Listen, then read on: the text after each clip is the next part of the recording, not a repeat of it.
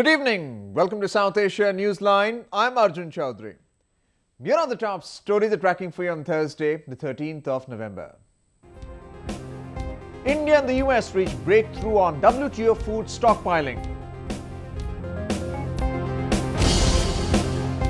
Taliban claims twin attacks on NATO forces in Afghanistan.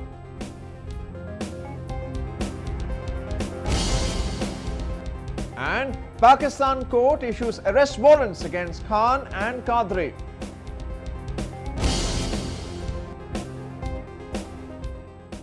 And now for all the details. US President Barack Obama on Thursday called for greater cooperation between Washington and East Asian countries. He was addressing the second East Asia Summit in Myanmar capital Naypyidaw. President Barack Obama met the leaders of East Asian Summit in Naypyidaw on Thursday. Addressing the gathering of East Asian country heads, President Obama pledged to build stronger partnership with the region on economic, social and security issues. Today I'm looking forward to continuing to build on the strong partnership between ASEAN and the United States that already exists. The US, along with Russia, Australia, India and New Zealand, are a part of the annual East Asia Summit, which has a membership of 16 nations, including the ASEAN. Taking ahead his government's Act East policy, Indian Prime Minister Narendra Modi, who was also in Myanmar, held a number of bilateral engagements on Wednesday and Thursday on the sidelines of the ASEAN-India Summit and the East Asia Summit. Prime Minister Modi also met Myanmar opposition leader and democracy activist Aung San Suu Kyi and his Russian counterpart Dmitry Medvedev. He also held talks with Philippines President Benigno Noynoy Aquino III later in the day before leaving for Australia for the second leg of his three-nation tour. One person was killed and another one was seriously injured in twin Taliban strikes on NATO forces in Afghanistan on Thursday. The suicide attacks took place in Jalalabad and Behsor in eastern Nangarhar province. Though the targets of the blast were the International Security Assistance Forces, local officials said there were no casualties from the troops. The Taliban has claimed responsibility for both the attacks. The insurgents, who were ousted from power in 2001 following the NATO invasion, have been regularly carrying out attacks on both foreign and Afghan forces. An anti-terrorism court in Pakistan has issued non-bailable arrest warrants against cricketer-turned-politician Imran Khan and cleric Tahirul Qadri. Both are accused of causing damage to state-run PTV and the parliament during their anti-government protests in capital Islamabad. Imran Khan said no one can stop his party Pakistan Tehreek-e-Insaf or PTI's ongoing protest against the Nawaz Sharif government. This comes after Khan, along with senior party leaders Pervez Khattak, Shah Mahmood Qureshi, Asad Umar and Pakistan Awami Tehreek Supremo Tahirul Qadri, were issued non-bailable warrants late on Wednesday. Khan, who is still continuing his protest in capital Islamabad, said he would not seek bail and dared Prime Minister Sharif to arrest him. मैं तो 21 दिन लगातार इस container से नहीं निकला तो मुझे तो जेल मेरे लिए बड़ा आसान होगा तो जब भी आप वारंट मैंने तो कोई बेल नहीं करवानी तैयार हूं जब आके उठा के जेल पे ले जाना ले जाओ लेकिन मियां साहब आपके लिए बोझ ज्यादा भारी पड़ेगा आप बर्दाश्त नहीं कर सकेंगे. Supporters of Khan and Qadri had entered inside the state-owned PTV office in September. The mob, which took control of the building, had taken the channel off air for hours and damaged the equipment. Transmission was restored only after the Pakistan Army stepped in and cleared the building of protesters. Both Khan and Qadri had denied of their supporters being behind the incident. इसका मतलब मियां साहब घबरा गए हैं 30 के जलसे से 30 के धरने से खौफ आ गया कि अब डरा रहे हैं कि अच्छा जी वारंट आ गई अरेस्ट की. मियां साहब आप तो डरते होंगे इन चीजों से मैं तो इसको खुशखबरी इसलिए समझता हूं कि और मेरी कौम जागेगी. Qadri and Khan began their simultaneous demonstrations against the government in mid-August. However, after nearly 70 days of sit-in in the capital, Qadri had last month announced an end to his protest. Khan, who is demanding an investigation into alleged vote rigging during the 2013 general elections in Pakistan, is still adamant on his demand of seeking resignation of Prime Minister Sharif. India and the United States on Thursday reached an agreement on public stockpiling of food. This will pave way for implementation of the WTO trade facilitation deal, which was stalled for a long time due to New Delhi's refusal. The WTO trade facilitation agreement overcame a major hurdle on Thursday after New Delhi and Washington agreed upon the issue of stocking for food security. India's Commerce Minister Nirmala Sitharaman expressed happiness over the two countries resolving the differences. We are extremely happy that India and the United States of America have successfully resolved their differences relating to the issue of public stock holding for food security purposes in the WTO in a manner that addresses our concerns. This will end the impasse at the WTO and also open up the way for implementation of the trade facilitation agreement. The proposal will now have to be approved by the General Council of the WTO. Ever since July, India was facing international criticism over the refusal to sign the accord, which effectively ruled out the possibility of a global trade deal. According to the agreement, US and other developed countries wanted the food subsidies to be limited to 10% of the total farm output. India had then refused the deal, citing its conflict with the food security policy of the government and the impact it will have on the rural population of the country. Sitharaman reiterated India's stand that the WTO should also consider the issue of food security in developing countries. The relationship between international trade and food security has been the subject of much of a debate. So also, the role of WTO rules in enabling and promoting food security.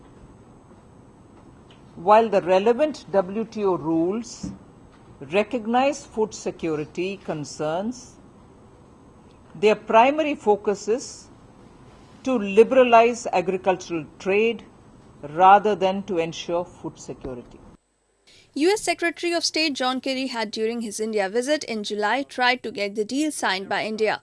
The issue was also taken up between the meeting between Prime Minister Narendra Modi and President Barack Obama during their recent meeting in Washington. The death toll in Pakistan's drought-hit southern Tharparkar has risen to 56 in past 44 days. This comes as children continue to die of malnutrition in the light of government apathy.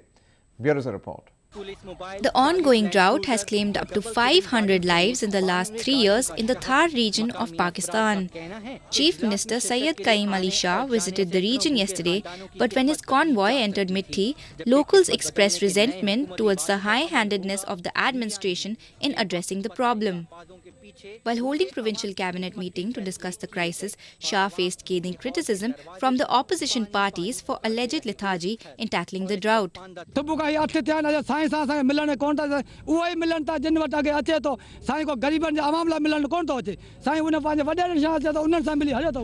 Tharparkar in Pakistan's southern Sindh province is being referred to as a graveyard of infants.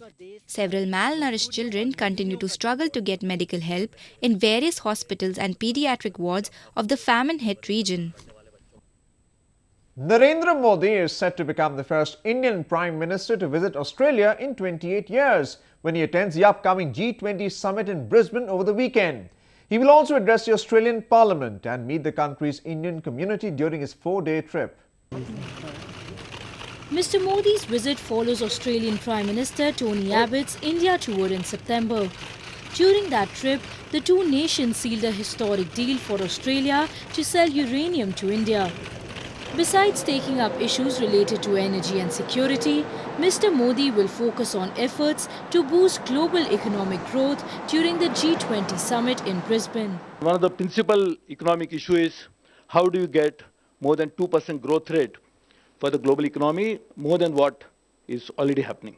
And I think India's contribution to this 2% economic growth will be quite substantial, and therefore for India's economic issue is very important. Mr. Modi's tour will take him to 3 other cities. He'll be given a platform to lay out his vision of future bilateral relations when he addresses a joint session of Australian Parliament in Canberra, a first for any Indian Premier. And similar to his recent visit to the United States, the reception Mr. Modi receives from the Indian diaspora is expected to be rockstar-like when he heads to Sydney. I think it's the people of Australia and even the diaspora, the Indian diaspora in Australia are greatly looking forward to this visit. This is the visit of an Indian Prime Minister nearly after 3 decades. It is actually going to give a further fillip to the ties between India and Australia. While Mr. Modi's visit is expected to create opportunities to take its relations with Australia to a new level, this process of increased dialogue and political engagement is however still new and will require significant political will on both sides to give it more substance. Avneet Arora for South Asia Newsline in New Delhi. The Pakistan Ulema Council or PUC said it will oppose any move to repeal the country's blasphemy law. The council has instead suggested death penalty to those misusing the stringent law. Amid growing outcry from domestic and international rights advocacy groups to review Pakistan's blasphemy law, the Pakistani religious body said it will oppose any such move. The Pakistan Ulema Council chairman Tahir Ashrafi said repealing the law is not in the interest of both Muslims and non-Muslims in Pakistan. The blasphemy law should stay, and those proposing its repealing are neither well-wishers of the non-Muslims nor of the country. Our stance is that those misusing the law by levelling false accusations should be handed down death penalty as it is prescribed for the violators of the law, Ashrafi said. The long-standing call for a relook into the decades-old law recently gained momentum following the brutal killing of a Christian couple in Lahore by a mob for alleged blasphemy last week. The Section 295C of the Pakistan Penal Code, which deals with blasphemy, carries death penalty for insulting Prophet Muhammad or desecrating the Quran. Rights groups have long accused the law as a tool to attack religious minorities in the Sunni-majority country. Currently, 19 people, including a Christian woman, are on death row in Pakistan for committing blasphemy. After creating history with its successful Maiden Mars mission, India now has its eyes set on low-budget probes to the moon and the sun. Indian Space and Research Organisation or ISRO Chief K. Radhakrishnan unveiled India's upcoming space programs. Radhakrishnan talked about the country's next big probe, the Chandrayaan-2, the moon mission, where India will have a lander and a rover in 3 years' time. India's first unmanned moon probe was launched in October 2009 to map its surface and look for precious metals. In this area of scientific exploration, we have, of course, the Chandrayaan-2 with Indian lander and the Indian rover, which are to be put in place in another 3 years' time. Radhakrishnan was speaking in capital New Delhi on Wednesday on the sidelines of the book launch of Reaching for the Stars, India's Journey to Mars and Beyond, authored by science journalist Pallava Bagla and Subhadra Menon. The ISRO chief also hinted at another major Mars mission between 2018 and 2020, which may be different than the orbiter mission launched last year. What we are now looking for is a major scientific mission, and when that can happen is a thing that depends upon the mission. Certainly not in the next opportunity of 2016, because it's only just 2 years away from now. But it could be 2018 or it could be 2020. ISRO's unmanned spacecraft Mangalyaan entered the Mars orbit on September 24th, pushing the country ahead of the Asian race to the Red Planet, beating both China and Japan, whose missions have failed so far. The triumphant mission also placed India's space program alongside the select group of Martian explorers, Europe, Russia and the United States. At $74 million, it cost less than recent missions to Mars, including NASA's Maven spacecraft. Indian-built Mangalyaan is now circling the planet for 6 months to gather data on Mars' surface and climate with an attempt to answer the question of whether life exists on Mars. Well, that's the way it was in South Asia this evening. Before we conclude the top stories once again. India and the US reached breakthrough on WTO food stockpiling. Taliban claims twin attacks on NATO forces in Afghanistan.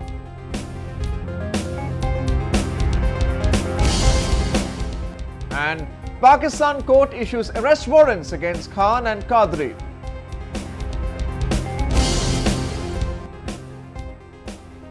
That's all in tonight's edition. We'll see you same time tomorrow. Good night.